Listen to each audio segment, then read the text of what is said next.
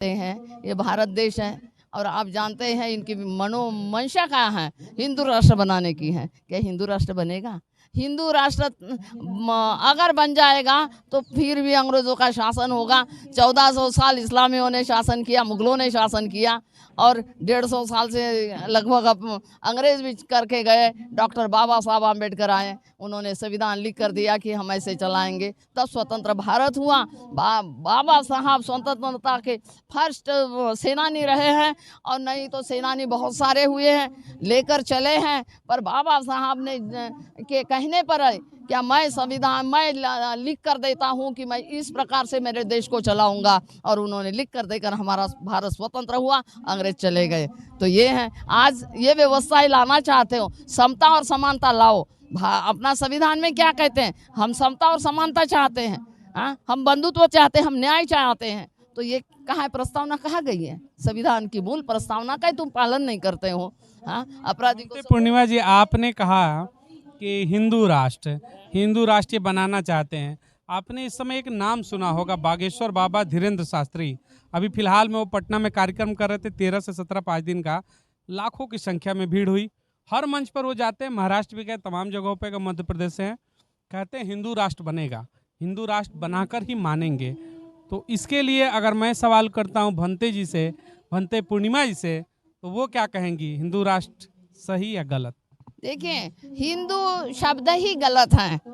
हिंदू जो है, हिंदू धर्म नहीं है, इनकी कोई संस्थापक नहीं है, इनका कोई नहीं। और ये भी कहते हैं हिंदू धर्म नहीं, हमारे प्रधानमंत्री भी बोल चुके हैं हिंदू धर्म हम सनातनी। सनातन का मतलब है, पाली का शब्द है, ऐसा धम्मो सनातनो, ये पुराना सत्य धर्म है।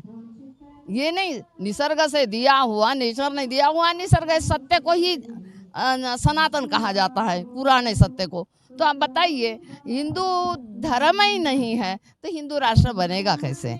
यही मैं आपसे ही प्रश्न पूछना चाहती हूँ। इसे मान लीजिए अगर कोई नागरिक की एक सवाल उसके मन में हो जाए, हम किधर जाएं, आपके विचार क्या होंगे? है कि ना तो आप बौद्ध में जाओ ना हिंदू में जाओ, पर सिद्धांतवादी बनो। आप चोरी नहीं करना, चुगली नहीं करना, किसी की संपत्ति हिंसा नहीं करना, किसी भी को सताना नहीं, संविधान के साथ चलना। ये मैं करके आदर्शों पर पंचशील की बात कहती हूँ। पंचशील, बुद्ध का जो पंचशील है उसके राह पे चलो, क्योंकि हिंसा नहीं करना, चोरी नहीं करना और व्यभिचार नहीं करता, माँ को और बहन को और बेटी को एक ही नज़र से देखना, औरों की हो चाहे अपनी हो। और जो गाली गलौज, सारी की सारी गालियाँ महिलाओं को संबंधित है भाई, बड़ी अजीब बात है। कितना बड़ा शोषण है, गालियों में भी महिला के संबंधित जितनी गालियाँ हैं। तो वो चौथा है क्या हम गाली गलौज नहीं करेंगे। 5वां सील है कि हम नशे का सेवन नहीं करेंगे। कहाँ जा रहे हो? धर्म आचरण में है, अगर आप सही आचरण करेंगे तो आपको कुछ बनने की जरूरत नहीं, इस रास्ते में वही बुद्धिज्म आएगा। ये देखिए, भंते पूर्णिमा जी बड़ी मतलब बेबाकी से इन्होंने बातों को रखा कि धर्म के पीछे ना भागिए, धर्म कोई नहीं होता। ये नहीं कहती कि आप बौद्ध में आओ, सनातन में जाओ, कहाँ जाओ, बस सत्य के राह पर चलो। जो पंचतत्व इन्होंने बताया कि उन चीज़ों पर विश्वास रखो।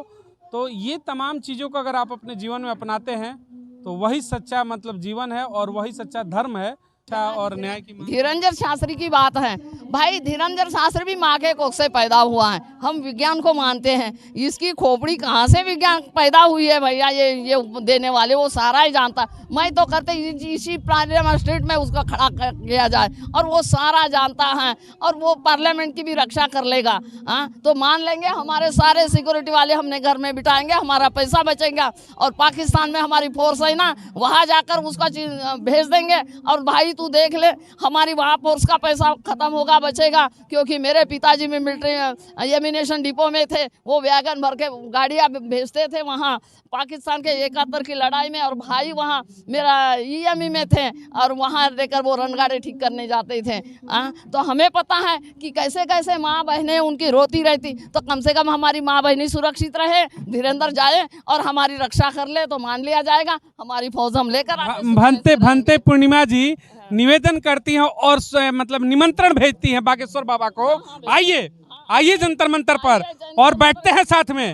और यहाँ पर संसद भवन की रक्षा करते हैं, बॉर्डर की रक्षा करते हैं, फोर्सों को वापस बुला लेते हैं। बुलाते वो सुख चैन से रहेंगी। हाँ, और क्या है, धैर्येंद्र में इतनी ताकत है और इतनी ये है, तो हम तो कहते हैं हम वापस आइए, हम भी आपके साथ बैठेंगे और वो अपने घर से बाल बच्चों में, पत्नी में और बेटों के साथ में, दोस्तों के साथ में बहुत मौज करेंगे। हाँ, तो ये थोड़ी ना है, तो हम तब पत्नियां रोती हैं, डर लगता है बॉर्डर पे पति है, क्या पता कब हो जाए, तो पर्ची निकालते हो, निकाल दो पर्ची उनकी भी। बॉर्डर पे कौन सुरक्षित है? हाँ, तो निकाल दो ना बॉर्डर पे। जब मैं तो कहती हमारा चाइना बॉर्डर वो घेर रहे हैं और इधर पाकिस्तान से डर है भाई, तो बताइए इसकी सुरक्षा करने के लिए वहाँ भेज दो उनको, बात खत्म है। वही पर्ची निकाल। हाँ, वही की पर्ची निकालो ना, और वह खुद तुम जाओ, पर्ची नहीं, पर्ची के साथ तुम जाओ। अच्छा, खुद खड़े हो जाओ। क्यों नहीं है? हाँ भाई, दूसरों का बता रहे हो, खुद खड़े हो हाँ, जाओ। खुद खड़े हो जाओ, दूसरे क्यों जाएंगे?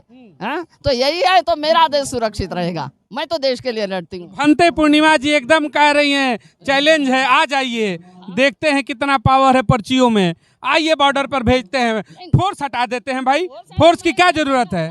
एमिनेशन डिपो में बाप ने नौकरी की और भाई ईएमई में थे, रनगाड़े लेकर जाए, लड़ाई जीत चुके थे, फिर भी हमारे आंसू थमे नहीं थे कि रात में लाइट भी नहीं जलती थी। मैं महाराष्ट्र वर्धा से हूँ, हमारा एमिनेशन डिपो सबसे ऑल इंडिया का असला वही जाकर रुकता है, और उसमें तो हमें पता है बाप सुबह जाता था और 2-2 दिन में आता था, रोटी घर से भेजी जाती थी। हाँ, पूर्णिमा जी एक सवाल है, आप बाबा की पर्ची पे क्या कहेंगी? वो कहते हैं आप बौद्ध धर्म से हैं, वो कहते हैं कि हम पर्ची में बता देते हैं भविष्य की क्या होगा, भविष्य बताते हैं वो। भविष्य बताए तो बताओ ना, ये देश के साथ, इन महिलाओं के साथ हुआ, इनका भविष्य पैदा करो।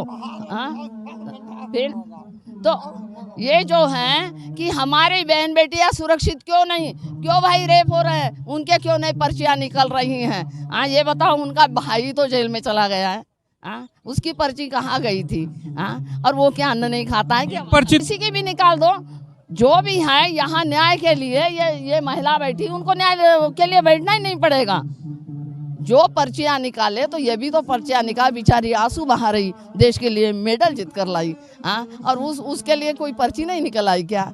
हमारा लोग पाखंडी है, अंधविश्वास में जी रहा है, पर्ची में कोई दम नहीं होता। जब तक विज्ञान माँ, स्त्री और पुरुष का मिलन नहीं होगा, बच्चे की पैदाइश नहीं होती है। हाँ, और बच्चा पैदा नहीं होता, ये कहाँ से पैदा हो? ये भी माँ बाप के दोनों के इनसे पैदा हुआ है, माँ के कोख से पैदा हुआ है।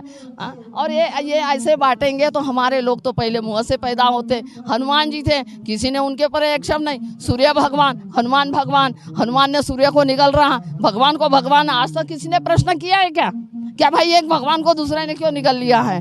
हम लोग विश्वास ही करते रहेंगे क्या? अंधविश्वास। भंते पूर्णिमा जी मानती हैं कि बाबा बागेश्वर पाखंडी हैं? पाखंडी तो भैया जो है वो देश देख रहा है, विदेश में क्यों करिश्मे नहीं होते हैं? भारत में पैदा होते हैं ये। हाँ, रोज के बाबा भारत में पैदा होते। ये चमत्कार को आप चैलेंज करती हैं? जो मैं कहती, चांद की खोज मनुष्य ने की। हाँ, अभी डॉक्टर बाबा साहब आम्बेडकर का नाम वो तारे को दिया है। हाँ, तो इसको क्यों नहीं एक आधे इसमें नाम पैदा करे ना?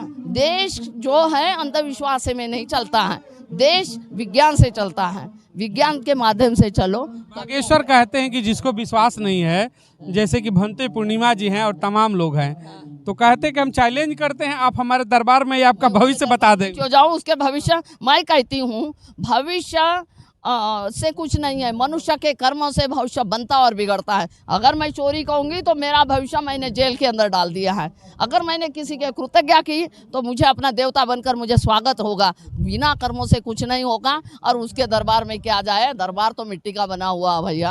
हाँ, बहुत बहुत धन्यवाद भंते पूर्णिमा जी ने यहाँ पर बाबा बागेश्वर को निमंत्रण दे दिया।